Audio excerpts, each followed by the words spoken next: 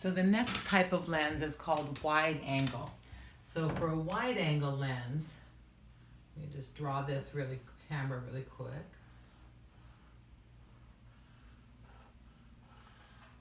It's a short lens. It's the same kind of lens you would have, say, on your cell phone camera, which is why your cell phone camera looks pretty different than what you normally would do, right?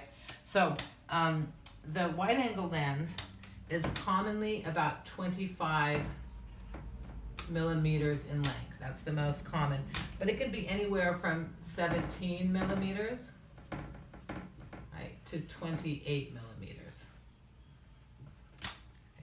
Now the angle of view is much wider than it is for a standard or a telephoto lens. I can't even get it on my drawing here. It's 120 degrees. Right? So it's much wider than say your eye, which is, remember, about 48 degrees, 47, 48 degrees of an angle of view, okay? And then, 120 is like, wow, right? And then a telephoto is only 17, so that narrows the angle of view. So the wide angle lens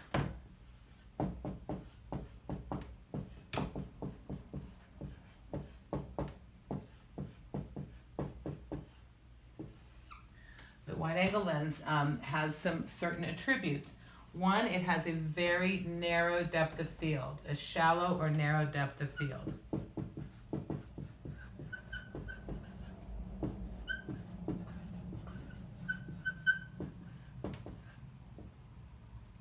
Whoops, what did I say that for? It's totally opposite. It has a very wide depth of field, or deep.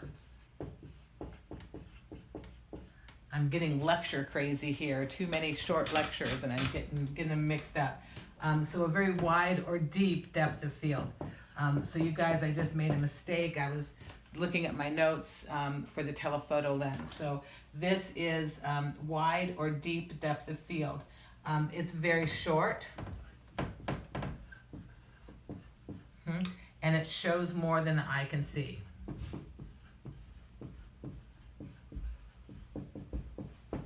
Than I can see.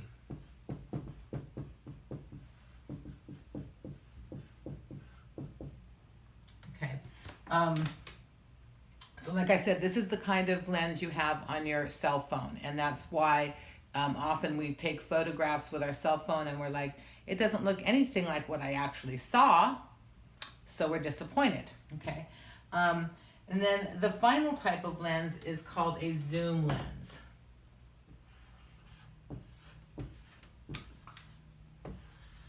Oh, and I forgot, on the wide angle lens, you guys, there's a specialty, there's definitely a specialty lens that's called a fisheye.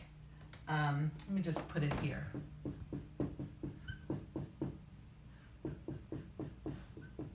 So wide angle has a specialty lens called a fisheye, and the fisheye lens is the one that makes the scene that you photograph look something like, say, looking through the bottom of a glass or through a fishbowl or something. It makes it look kind of rounded and distorts it, which is also why when you use a wide angle lens too close to your subject, like let's say I'm taking a portrait and I get in really close to my lens, right?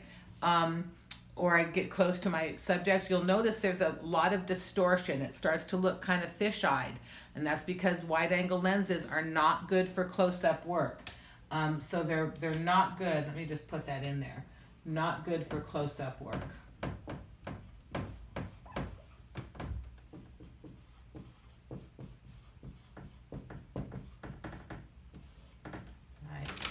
Because it will distort your subject, and especially facial features, which can be really disconcerting. If you take a photo of someone and it looks like they have a really giant nose popping out and their face is like going backwards, it just doesn't look good.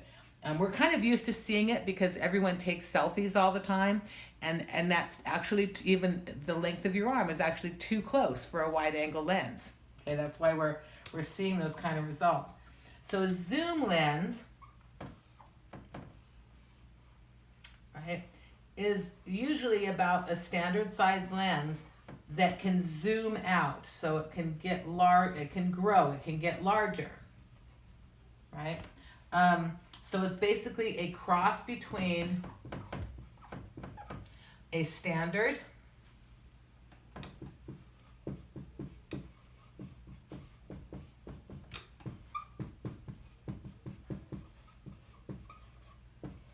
and a telephoto.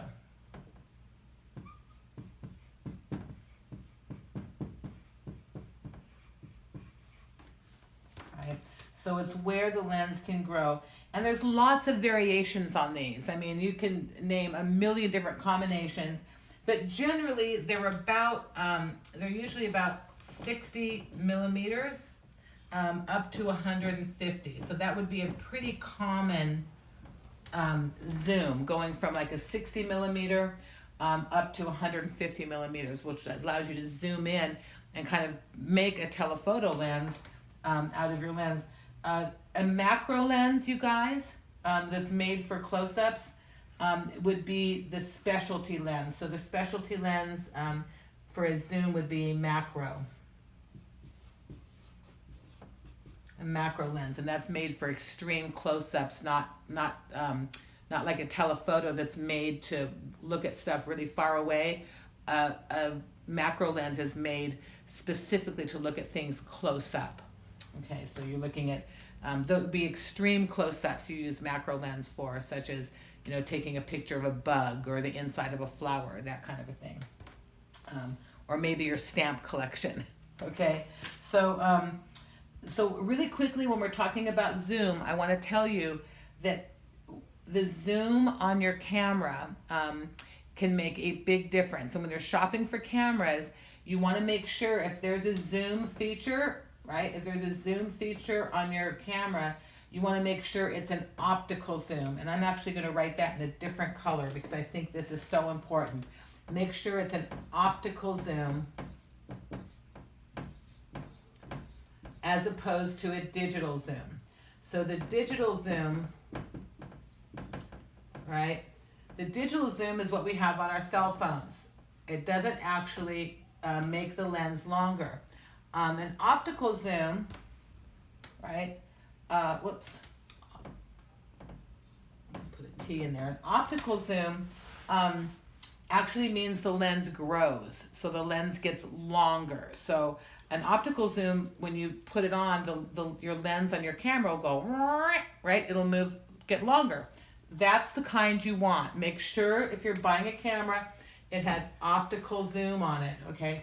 A digital zoom is kind of the worst kind. If you'll notice when you take a photo with your cell phone and you try to zoom in on something, right?